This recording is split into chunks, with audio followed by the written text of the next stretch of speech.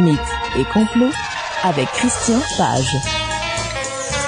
Christian Page, bonjour. Salut Benoît. Je veux t'informer que ce soir, la classe sur le site Internet, mercredi, hostie de grosse manif ce soir, de soir, pour la fin de la trêve. Fait que je sais pas si tu vas y aller. Non, OK. Parlons d'autre chose. Je serai sans doute absent. Tes journées. Tu sais, comme à l'école, Oui. absent, présent. Là, je serai absent. T'attends dans le cours, Oh, mon page, mon SMAT. C'est toi le SMAT de la classe? Viens, je vais te parler dans le casque.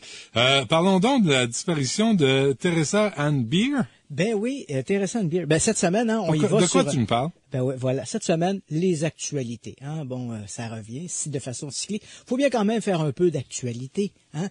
Je pourrais te parler de la grève étudiante, mais tu as déjà abordé la question. Je pense que oui. Alors, la disparition de Teresa Ann Beer, ben là, voilà, c'est la semaine dernière, la police de Fresno. Écoute, il y a 2 semaines, par exemple, l'exercice a été fait ici à Montréal, la disparition de la jeune Pryor, qui était disparue dans les années 70. Oui. Hein. Bon, la police a fait un point de presse pour essayer de relancer à nouveau l'enquête. Sharon Pryor, on est sans nouvelles d'elle depuis une trentaine d'années maintenant. Ben, tu vois, l'exercice a été fait exactement de la même façon à Fresno la semaine dernière, en Californie, pour essayer de relancer l'enquête sur la disparition d'une jeune fille de 16 ans, Teresa Ann Beer, qui à l'époque est disparue en fait le 1er juin 1987. Alors tu vas me dire, bien sûr, en quoi une nouvelle comme celle-là touche-t-elle mythes et complots? Mais en fait, ce n'est pas la disparition de Mademoiselle Beer en soi qui est réellement mystérieuse, c'est plutôt les circonstances de sa disparition. Alors voici donc ce 1er juin 1987, Teresa Ann Beer, 16 ans, décide avec un ami à elle, je dis ami entre guillemets, un certain Russell Welch, 43 ans. Déjà, là, il y a une sorte de petite lumière d'alarme. Hein? Oui. Donc, ce Russell Welch est un individu un peu marginal, ésotérique, et il s'intéresse beaucoup aux histoires de monstres, et en particulier aux histoires de Bigfoot et de Sasquatch.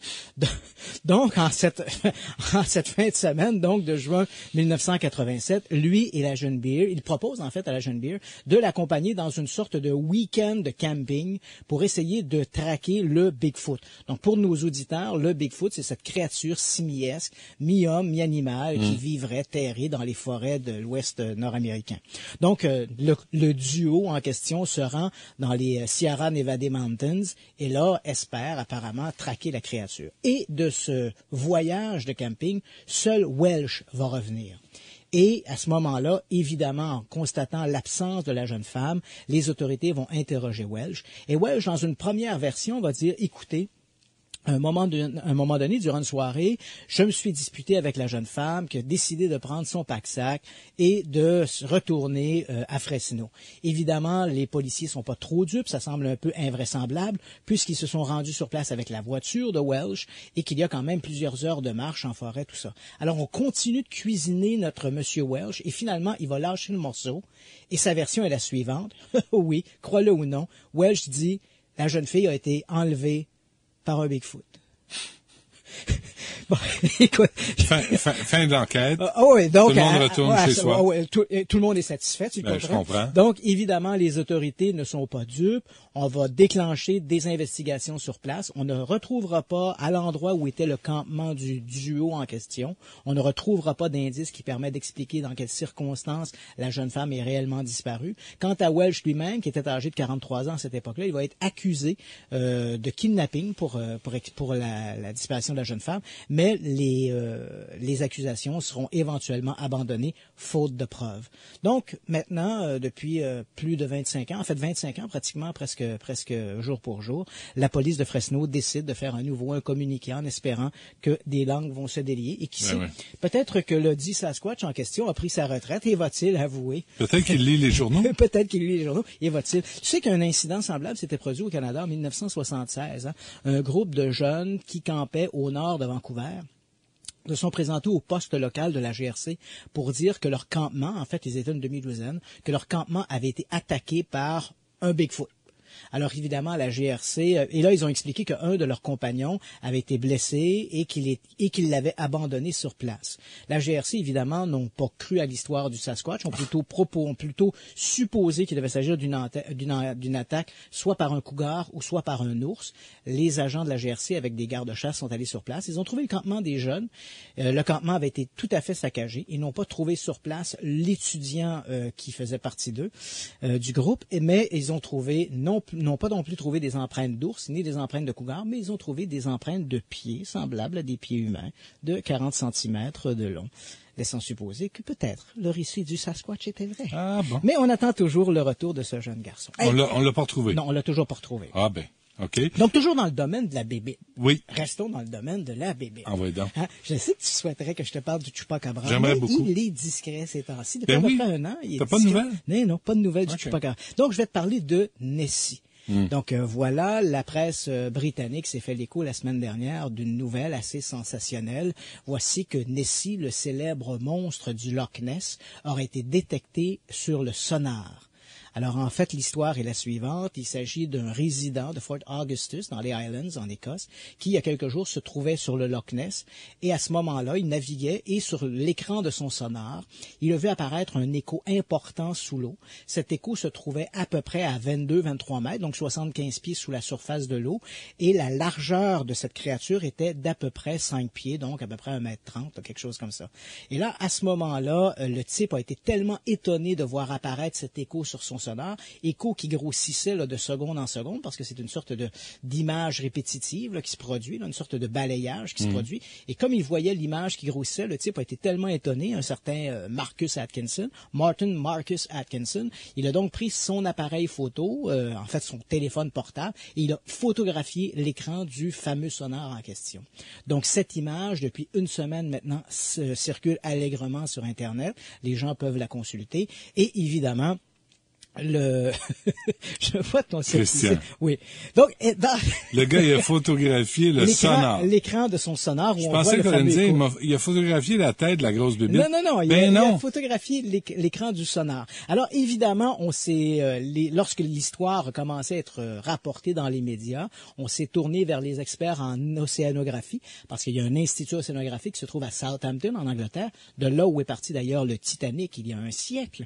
Donc, on est allé voir ces gens-là et on leur a montré l'écho sonore. Ces gens-là n'ont pas été impressionnés, disant que l'écho en question pouvait être la trace laissée par des algues ou du zooplancton. Évidemment, les tenants de l'existence du monstre du Loch Ness ne sont pas de cet avis. Alors, ces gens-là disent que non seulement cet écho-là traduit la présence d'un animal bien vivant dans les eaux du Loch Ness, mais cet animal est bien sûr beaucoup plus gros que toutes les espèces de poissons connus qui vivent dans les eaux du Loch Ness. Ils font également remarquer que ce n'est pas la première fois qu'on a un écho sonore de cet animal. En 1987, on avait tenu sur le Loch Ness une opération qui s'appelait Opération Deep Scan, où on avait mobilisé un certain nombre d'embarcations, une vingtaine d'embarcations, qui avaient remonté le Loch Ness en se plaçant une à côté de l'autre, de manière à créer une sorte de filet magnétique avec des sonars. Et à quelques reprises, dans la baie d'Urquhart, là où justement M. Atkinson a détecté son animal il y a quelques jours, dans la baie d'Urquhart, en 87, durant l'opération Deep Scan, on a capté à 3 reprises un écho non identifié. S'agirait-il du monstre du Loch Ness? Et dernier point sur cette histoire, les sceptiques te feront remarquer qu'il y a quand même une coïncidence étonnante. Monsieur Marcus Martin Atkinson, opère un petit bateau sur les eaux du Loch Ness chaque été, où il amène des touristes à la recherche du monstre du Loch Ness. Alors, cette publicité qui tombe sur lui, c'est bien sûr, tu l'auras compris, une manne tout à fait extraordinaire à la veille du début de cette nouvelle saison touristique. Très bien, c'est noté. Merci de nous avertir. Christian Page est avec nous. On revient après ceci.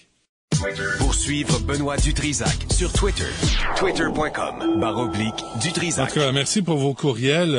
On parle de la classe et en même temps, c'est facile de tout casser, d'appeler aux manifestations, perturbations quand tu payes rien dans la société, quand tu veux même pas payer un peu plus pour tes frais de scolarité, quand tu payes strictement rien, c'est facile de tout casser. Puis tu dis c'est encore les mêmes gnochons, ceux qui se crèvent le cul à l'ouvrage, qui eux vont payer. C'est facile de faire son SMAT comme ça. ça et de lancer toutes sortes de directives, de grands principes de la démocratie.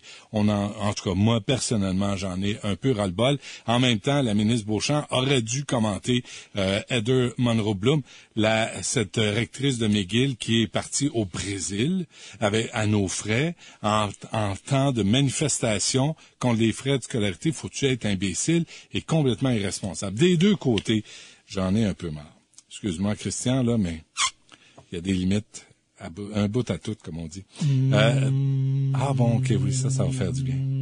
Non, ce n'est pas un mantra tibétain. C'est pas ça? Non, je suis en train de l'éviter, moi, là. Je suis en train de lever. En fait, je voudrais revenir sur une nouvelle qu'on a parlé à quelques reprises ici à l'émission, le fameux homme de Windsor. Oui. Rappelons qu'est-ce que c'est que ces hommes. Depuis quelque temps, en fait, depuis 2 ans, un peu partout à travers la planète, des gens rapportent une étrange modulation dans l'air qui prend différentes formes. Parfois, c'est un bruit clairement audible qui ressemble presque à des trompettes. À d'autres endroits, des trompettes, à des trompettes, oui. À d'autres endroits, on a l'impression que c'est plutôt une sorte, en fait, ça ressemble davantage à une modulation basse fréquence que tous n'entendent pas, mais qu'un certain nombre de gens qui ont l'ouïe apparemment plus développé réussissent à entendre. Et c'est le cas, par exemple, de ce fameux homme de Windsor. Donc, depuis 2 ans, les gens qui vivent à Windsor, en Ontario, sont aux prises. Ils vibrent, hein? Oui, ils vibrent avec cette modulation dans l'air, cet aspect de ce qui ressemble à une sorte de basse fréquence. Et évidemment, c'est devenu presque un problème municipal. En fait, c'est un problème municipal. Et là, on apprend, tu mentionnais tantôt les gens qui payent des taxes. Ben, tu sais, le gouvernement fédéral, toujours très soucieux de bien dépenser nos deniers, a décidé donc de s'assurer d'avoir bien dépensé la semaine passée. Bon, d'abord, disons qu'à propos de ce homme, quelques enquêtes ont été faites. On ne connaît pas la source, mais des investigations menées l'an dernier ont permis de déterminer l'origine du bruit. On sait maintenant que le bruit semble provenir de l'autre côté de la frontière, du côté des Américains. On sait que Windsor est juste devant la ville de Détroit, au Michigan. Et donc, de l'autre côté, juste au sud de Détroit, il y a une petite ville qui s'appelle Rivière-Rouge. Et à Rivière-Rouge, il y a une île excessivement industrialisée qui s'appelle Zog Island. On y retrouve d'ailleurs un très important terminal de train pour le déchargement des marchandises. Et le bruit semble venir de cet endroit, de ce Zog Island. Donc, c'est ce que des recherches menées l'an dernier ont permis de déterminer. Maintenant, on ne sait pas toujours quelle est la source du bruit. On connaît d'où il émane, mais on ne sait pas ce qui provoque le bruit. Donc, le gouvernement fédéral, bon, évidemment, d'énormes plaintes ont été enregistrées là-dessus. La ville a fait savoir d'ailleurs qu'elle avait enregistré quelques 500 plaintes officielles. Si on regarde par exemple le nombre de gens qui réagissent aux lignes ouvertes lorsque la radio locale décide de consacrer des minutes à cette histoire-là, on peut multiplier ce nombre par 10 facilement.